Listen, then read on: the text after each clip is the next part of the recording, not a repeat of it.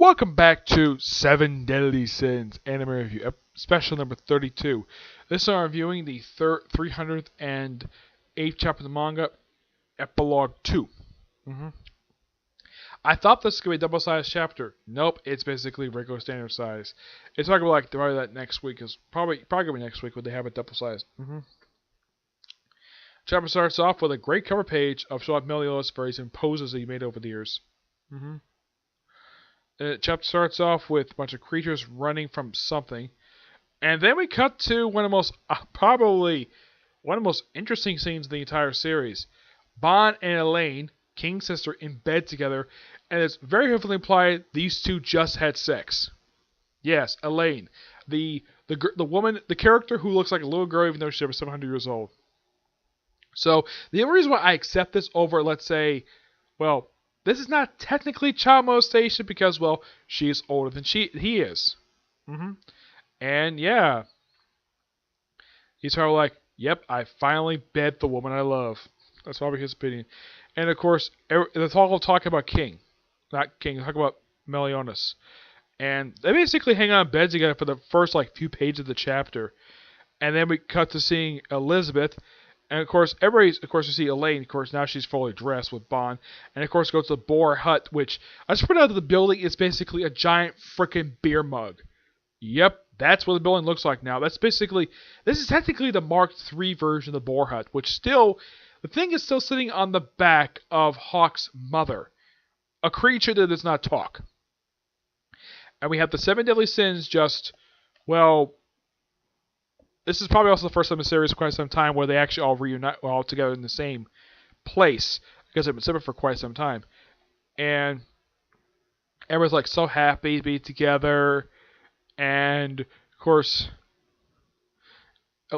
King's like, Bonnie, make sure you properly square Elaine. Who are you? You know damn well, liar. Of course, he's recognized King because of the suit.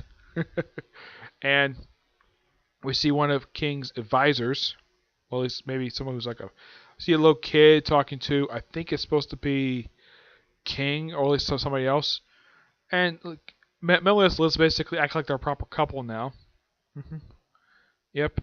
And, well, she's basically holding his arm, and of course, about blushing.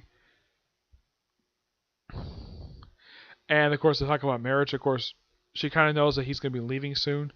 And of course, we have the girls basically having a day to themselves, and we have the guys basically doing whatever the heck they want. It's so funny.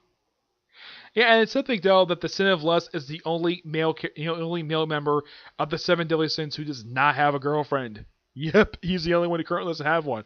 Everyone else has their own girlfriend, though. Technically, Alistair and Merle have never actually officially hooked up, but she does know he has feelings for her. And they'll just hang out, and they just basically talk for a while. And they all kind of look like they're doing something. It's not explained what the heck they're doing.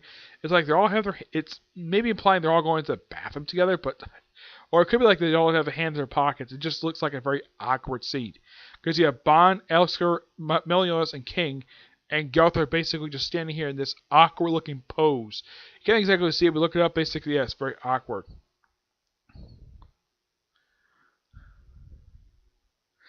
And of course, everyone's talking about, and of course, everybody's thinking about Meliodas disappearing, and of course, the girl's basically upset by it. But apparently, Elizabeth has got no problem with it. She's accepting of it. And yeah, that's the chapter ends. It's a quite interesting little chapter. And of course, the next chapter is going to be called Epilogue 3. But at least we're not going to have a 2-week break like we had before. But it's still it's still a really good chapter. It feels as though this is basically, definitely looks like the beginning of the end of the series. That's what it looks like, though. I mean, they've already killed off the main villain of the series, the Demon King. So what else is there to do? This is kind of like the long conclusion to the series, but this is basically Epilogue 2. Next will be Epilogue 3. It could be the last one, but who knows? Maybe the writer wants to end on an even number, or at least a very strange one. If anybody's ever read manga, with the exception of a couple series, a lot of them end at very weird numbers. The only two I've read that actually end a good number has been Naruto with 700 chapters and Shaman King at 300 chapters. Yeah, but everybody else ends at very weird numbers. Like there's Dragon Ball 200, like 506, or Bleach at 686. They all end at very weird numbers. Yep. Also, take a look at, let's say, Tokyo Ghoul Re. They ended after 179 chapters. I thought this one would reach 200. Nope. Excuse me, never did. But at least you have series like My Hero Academia continuing. This series I knew was going to be 300 this year because it was getting damn close last year. And this was the first one hit its triple digit this year. Yeah, and of course, we also just had Black Clover reach that too. But in the case of My Hero Academia Black Clover, there's no signs of those two series ending in time soon, especially since the story is still going. This series might be wrapping up. Yeah, it's just a possibility. Yep. But I'm going to give this chapter hopefully a 9 out of 10. It's still a great continuation of last chapter. So yeah, that's it for this particular review. I don't have any more videos planned for today anyways. Now, I'm planning to do videos tomorrow. I'm going to do a review of this news episode of JoJo's Adventures. And I'm going to do another movie review. Yeah, every day for the next 10 days. I'm going to do at least one, maybe two video reviews for this particular series because I haven't done one in quite some time. But, yeah, but tomorrow, 2 videos I can think of planning, maybe 3 if I get a chance to review the 3rd film for Star Trek films. Why am I reviewing the Star Trek films? Because I love these films. But when I get to the 5th film, oh boy, I'll talk about how I feel about this particular film, or at least the 9th film in the series, and how very hypocritical this film is. So yeah, until we see you next video, bye.